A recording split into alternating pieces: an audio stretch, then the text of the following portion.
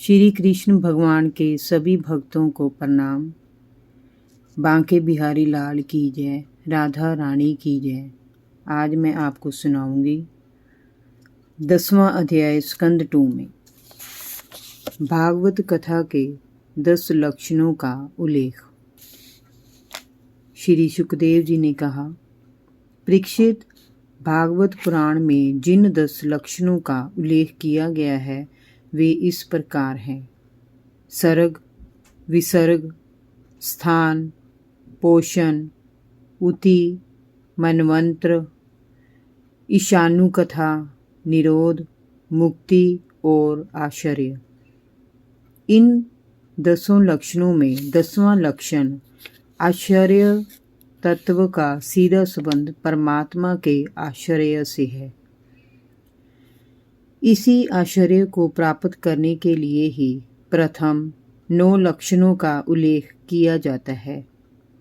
एक प्रकार से प्रथम 9 लक्षण साधना के अंतर्गत आते हैं और 10वां लक्षण साध्य अथवा लक्ष्य है।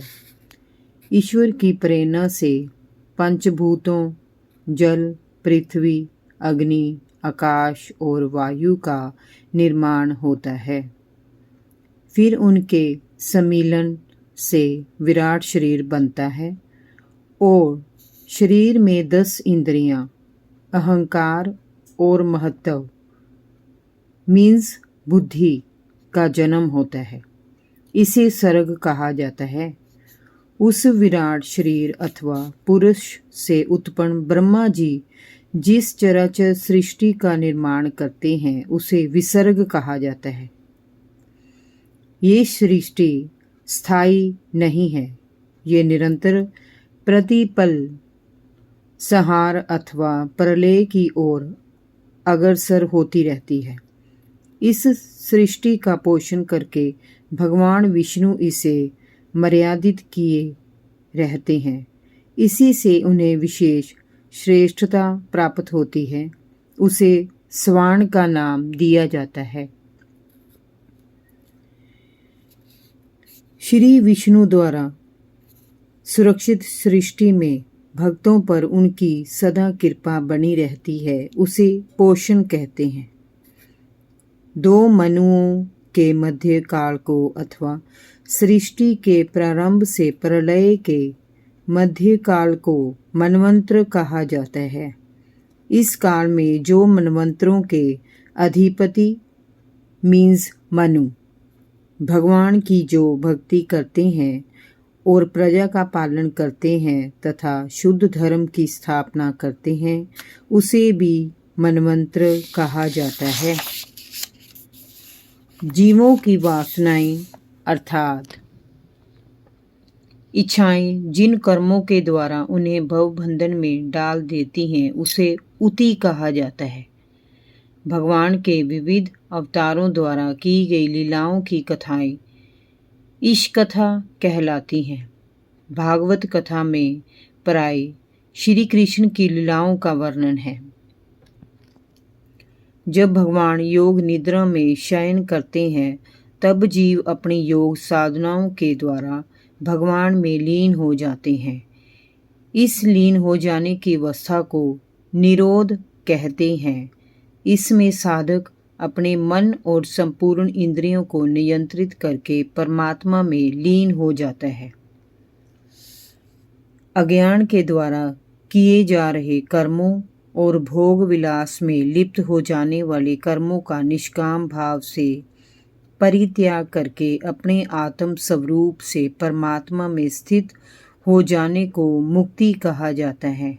हे परीक्षित, इस चराचर जगत की उत्पत्ति जिस तत्व से होती है तथा प्रलय काल में ये जगत जिसमें लय हो जाता है वह परम ब्रह्म ही आश्चर्य है। शास्त्रों में उसे ही परमात्मा कहा गया है। जो व्यक्ति जीव, आत्मा और परमात्मा के भेद को जानता है वह परमात्मा के आश्चर्य तत्वों को जान पाता है। सर्वप्रथम विराट पुरुष ने आश्चर्य के लिए जल की उत्पत्ति की। उसका पुरुष रूप नर से उत्पन्न होने के कारण उसे नार कहा गया। नार में वह पुरुष 1000 वर्षों तक रहा, इसी से उसे नारायण कहा गया। उस नारायण की कृपा से ही द्रव्य मीन्स जल, कर्म काल मीन्स समय मृत्यु, स्वभाव और जीव मीन्स प्राण की सत्ता प्रकट होती है। उसकी अपेक्षा होने पर किसी का भी अस्तित्व नहीं रहता। श्री नारायण प्रारंभ में अकेले ही थे। जब उन्होंने बहुत होने की इच्छा की तब उन्होंने अपनी माया से समस्त ब्रह्मांड के बीज रूप वीर्य मीन्स शक्ति को 3 भागों में विभक्त कर दिया, आदि दैविक, आदि भौतिक और आध्यात्मिक। इन तीनों शक्तियों से ही जीव, शरीर, इंद्रियां, मन और चराचर प्रकृति का जन्म होता है। इन्हीं तत्वों में जीव अथवा प्राण भगवान का सूक्ष्म रूप है, जो आत्मा के रूप में शरीर में रहता है, और शरीर तथा समस्त भौतिक पदार्थ परमात्मा के स्थूल रूप हैं। ये दोनों ही भगवान की माया अर्थात शक्ति के द्वारा रचे गए हैं। भगवान स्वयं निष्क्रिय हैं, किंतु अपनी शक्ति से वे विविध रूप धारण करते हैं। भगवान का निष्क्रिय रूप सूक्ष्म है, निर्विकार अथवा निराकार है, जबकि उनका सक्रिय शक्ति रूप साकार है, स्थूल है। भगवान का ये भौतिक स्वरूप सत्व, रज और तम 3 प्रकार के गुणों से आच्छादित है। सत्व में धर्म है, रज में भोग विलास है और तम में पापमय वृत्तियां हैं। सत्व से मनुष्य परमात्मा के निकट पहुंचता है, रज से दूर होता है और तम से नरकगामी हो जाता है। समय भगवान सृष्टि के पालन के लिए और धर्म की स्थापना के लिए विष्णु का मानवीय रूप धारण करते हैं और विभिन्न अवतारों के द्वारा जगत का कल्याण करते हैं।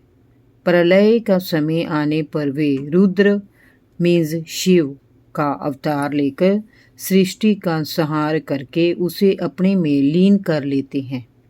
हे परीक्षित, विभिन्न महात्माओं ने परमेश्वर का यही रूप वर्णित किया है, परंतु तत्वज्ञानी साधकों को केवल सृष्टि पालन और प्रलय करने वाले रूप में ही भगवान के दर्शन नहीं करने चाहिए।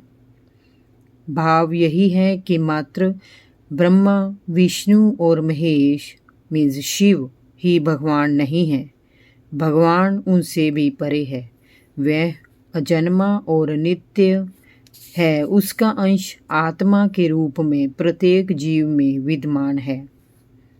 इसी आत्मा के साक्षात्कार द्वारा परमात्मा तक पहुंचा जा सकता है और आत्मा को जानने के लिए चित्त वृत्तियों का निरोध परम आवश्यक है।